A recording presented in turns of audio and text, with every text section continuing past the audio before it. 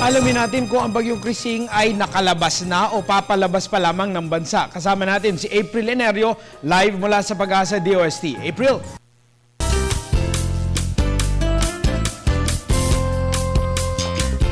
Salamat, Atty. Mark. Sa ating balita na panatili ni Bagyong Krising ang kanyang lakas habang patuloy ang pagkilos patungong Southern Palawan. Para sa detalye, kasama natin si Pag-asa weather forecaster Alzar Aurelio. Magandang gabi, Alzar. Magandang gabi sa iyo, April. Yes, ano nang status nitong si Bagyong Krising? Sa mga oras nito, itong si Bagyong Krising ay binabaybay niya itong Sulusi at ito yung malayo sa may bandang Zamboanga Sea. At inaasahan po natin itong tutumbukin o maaaring tamaan dito sa southern tip ng Palawan bukas ng umaga. At kaugnay nga niyan, saan na ba nakataas itong mga public storm warning signal natin? Nakataas ang public storm warning signal number 1 dito na lamang sa southern Palawan. Kayo ng umaga itong Zamboanga del Norte ay tuluyan natin inalis ang public storm warning signal. At kaugnay naman itong mga pag-ulan, no, kanina nakataas kasi yung rainfall warning signal. Ngayon ba ay nakataas pa rin ito dyan sa may Mindanao? Wala na tayo na nakataas na rainfall advisory sa Mindanao dahil kayo ng umaga ay nagsimula ang weather sa Mindanao at magandang balita, maganda pa rin ang weather sa Mindanao. Okay, at kailan ba natin inaasahan lalabas ng Para-Natura Bagyo?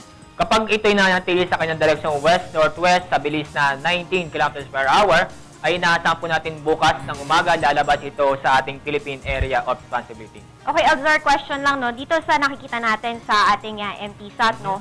Kalat kasi yung mga clouds nitong ni Bagyong Krising. Bakit nga ba ganyan yan? Kung dalawang dahilan nakita namin bakit itong bagyo ay nasa bandang Sulusi at yung mga pagkaulapan ay nasa bandang Bicol Region, Mimaropa, Calabarzon, Eastern Visayas. Dahil po yan sa wind convergence, yung hangin na gagaling sa northeast at isa pang hangin na gagaling sa east nang converge mismo sa bandang Visayas kaya nagkaroon ng kaulapan. Pangalawang dahilan, yung hangin amihan kung saan ay tinutulak niya yung lahat ng mga moisture doon sa area ng Visayas. Kaya nakikita natin sa ating satellite image ay may mga malalakas na ulan, moderate to heavy rains sa Mimaropa, Calabarzon, Eastern Visayas at Bicol Region. How about tirang bahagi na bansa, magiging maganda ba ang panahon like dito sa Metro Manila bukas? Tama.